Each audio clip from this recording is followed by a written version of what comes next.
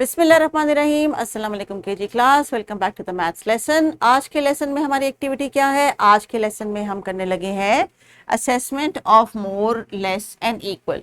Teachers, जैसा कि आप जानते हैं, this is almost the end of the book, और एंड ऑफ द बुक पे हम कुछ चंद ऐसे कॉन्सेप्ट्स को दोबारा से रिवाइज कर रहे हैं जिनको हमने कुछ अर्सा पहले किया था, और बच्चों को हो सकता है एज अ फॉलोअप उनको भूल गया हो, तो हम इसी असेसमेंट को एज अ प्रैक्टिस एक्टिविटी लेके चल रहे हैं। अगर आप चाहें तो इसको एक दिन पे, नहीं तो 2 दिन पे आप इसको डिवाइड कर सकती हैं, और डिफरेंट एक्टिविटीज जो हमने इन लेसन्स को अंडरस्टैंड करने के लिए की थी वो रीडू कर सकती हैं, या अपनी कोई नई एक्टिविटीज इस कॉन्सेप्ट्स को रिवाइज करने के लिए कर सकती हैं।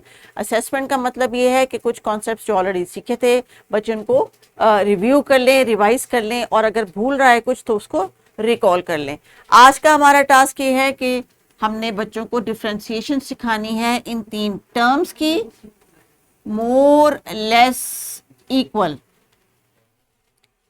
टीचर्स के इंग्लिश में यूज होने वाले बहुत कॉमन वर्ड्स हैं, लेकिन इनको मैथमेटिक्स में जब हम यूज करते हैं तो ऑब्जेक्ट्स की मदद से इस छोटी एज में बच्चों को सिखाते हैं कि how many are equal to how many and how many are more than how many. इस तरह हम जब कंपैरिजन करते हैं चीज़ों को रख के या फ्लैश कार्ड को रख के, तब बच्चे अंडरस्टैंड करते हैं कि जब इंग्लिश में स्पेशली जब वर्ड प्रॉब्लम्स आते हैं बच्चों को, फ्यूचर में ग्रेड 1 में जब इनको बहुत सारे वर्ड प्रॉब्लम्स आएंगे, तो उन वर्ड प्रॉब्लम्स में इसी तरह की वोकैबुलरी यूज हो रही होती है। More, less, equal, half, full, how many all together, take away, left, how many now. इस किस्म की जो लैंग्वेज है मैथमेटिकल कम्युनिकेशन की, जब आप बार बार इनको इस लैंग्वेज में कम्युनिकेट करेंगी तब इनको मैथमेटिक्स भी इजी लगेगा, और ये उनकी जो कॉन्वर्सेशन का हिस्सा है उसमें जब ये टर्म्स मैथ्स के लेसन में आप इस्तेमाल करेंगी तो आपको वो क्वेश्चन, उनको पूरा वर्ड प्रॉब्लम एक्सप्लेन करना नहीं पड़ेगा। असल मकसद इनको इन टर्म्स का अभी ईसीसी में समझाने का भी यही है कि जब ये ग्रेड 1 में वर्ड प्रॉब्लम को रीड करेंगे तो उसमें जो टर्म इस्तेमाल हो रही है मैथ्स के कॉन्टेक्स्ट में उसको वो अंडरस्टैंड कर सकते हैं। इसलिए टीचर्स, मैं इस पे बार बार एम्फेसिस भी कर रही हूँ और बार बार ये बात रिपीट भी कर रही हूँ, ताकि आपको क्लियर हो कि इन वर्ड्स का अभी ऑब्जेक्ट्स के साथ क्लियर करना आपको जरूरी है। इसीलिए कुछ पिक्टोरियल रिप्रेजेंटेशन है जो किताब के सफ़े पे है। किताब के सफ़े पे तो हार्डली 10 या 15% कॉन्टेक्स्ट कंटेंट जो है हम कवर कर सकते हैं, लेकिन बाकी का जो 80-85% कंटेंट है टीचर्स वो अपनी अपनी एक्टिविटीज के थ्रू बच्चों से करवाना होता है। तो किताब का सफ़ा इज नॉट एवरीथिंग, किताब का सफ़ा is just a little percentage of the learning process. तो यहाँ से आइडिया स्टार्ट करेंगे आप, और फिर बच्चों को एक्टिविटी के थ्रू जनरेट करेंगे खुद से।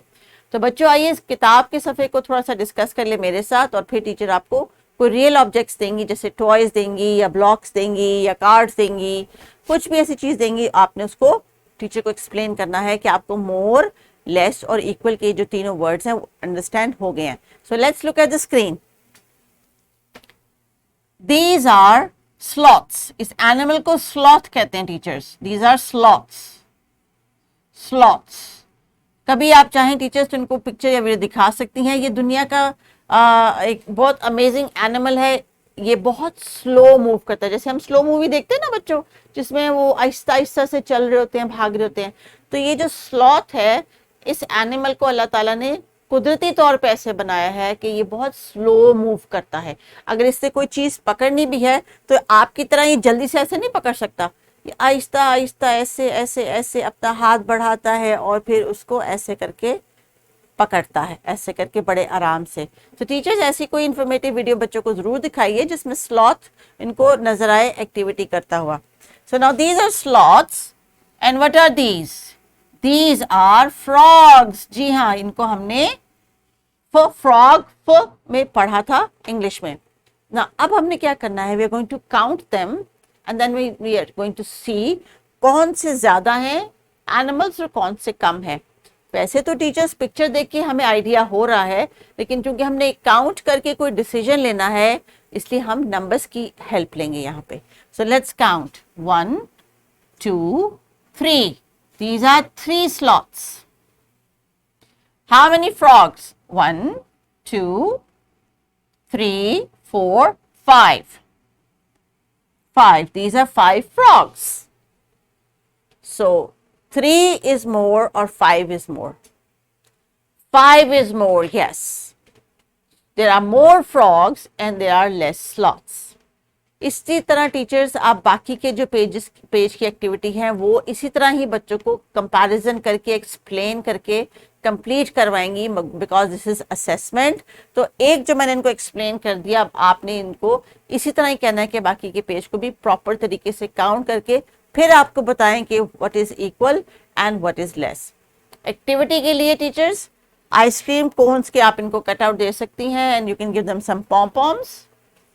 अगर पॉम-पॉम्स आपके पास अवेलेबल नहीं है तो आप डिफरेंट कलर के कॉटन को आप डिफरेंट कलर में डिप करके इनको कह सकते हैं कि वहां पे इसके डैब लगा लें, या चार्ट पेपर के कटआउट से दें डिफरेंट कलर्स के। लेकिन करवानी आपने ये एक्टिविटी है, मटेरियल आप चेंज कर सकती हैं, वेरिएट कर सकती हैं। इसमें इन्होंने आपको खुद से more and less and equal का जो कॉन्सेप्ट है वो एक्सप्लेन करना है, so they can make different ice cream cones और इनको कंपैरिजन कर सकते हैं कि these are more, these are less and these are equal. इस एक्टिविटी को करने के बाद टीचर्स आई होप कि आपकी असेसमेंट भी जो है वो सक्सेसफुल होगी और बच्चों को ये तीनों टर्म्स का मैथ्स के कॉन्टेक्स्ट में समझ आ जाएगा। टास्क आपका ये है कि look at the animals in each group and tick the group that has more. तो इस एक्टिविटी के through they are going to tick the one which is more and definitely they have to count it. So teachers, अभी आपने बच्चों से इस activity को continue करवाना है जो किताब के सफ़े पे दी गई है, क्योंकि आज का हमारा मेन टास्क ये कि they should be able to differentiate. Now teachers, one last note here, ये जो ELO है ये एक्सपेक्टेड लर्निंग आउटकम है आपकी क्लास के हर बच्चे के लिए। किताब का जितना कंटेंट है वो मिनिमम है, यानी हर बच्चे को आना चाहिए, उसकी टर्म समझ आनी चाहिए, उसको एक्टिविटीज के थ्रू एक्सप्लेन करना आना चाहिए। अगर आपके पास ऐसे बच्चे हैं जो कि they are smarter, they are more clever, they understand better, they are physically and mentally more developed because of different activities और the environment they live in और maybe the age group, तब आपने इस book के काम के ऊपर जितना भी ऐड करना है वो आपकी एफर्ट है। सो बुक का सफ़ा इज द मिनिमम कंटेंट। इस सफ़े को भी अगर किसी बच्चे को भी समझ नहीं आई तो वो आपकी रिस्पॉन्सिबिलिटी है, क्योंकि हर बच्चा क्लास में आपकी जिम्मेदारी है। इसलिए इसको बार बार मैं कहती हूँ कि ये मिनिमम कंटेंट है। क्लास में तेज से तेज बच्चा या वो बच्चा जो अभी स्ट्रगल कर रहा है राइटिंग में, लिसनिंग में, स्पीकिंग में, हर बच्चे को हर सफ़ा आना चाहिए। तो ये है आपका goal as a teacher. Objective के तौर पे, प्रैक्टिस के तौर पे वर्कशीट दी गई है। ऑब्जेक्ट्स की मदद से बच्चे मोर एंड लेस को आइडेंटिफाई करेंगे इस वर्कशीट में। सो ये टीचर्स आपने एक्टिविटी को कंटिन्यू करना है और आज की असेसमेंट से आपको ये पता चल जाएगा कि कौन से बच्चे अभी मोर, लेस और इक्वल की टर्म्स को अपने अल्फाज में, खासतौर पे जब आप उनको कोई सेंटेंस कहती हैं कि okay collect some blocks and make them equal, तो जब वो काउंट करेंगे उनको इक्वल, अब उनको पता होगा कि इक्वल के लिए मुझे क्या एक्टिविटी करनी है और कैसे ब्लॉक्स को इक्वल करके इनको मैंने टीचर को एक्सप्लेन करना है अपने वर्ड्स में। So make sure whatever you're explaining to the children, whatever they are practicing, they are learning also. So take care, continue. Allah Hafiz.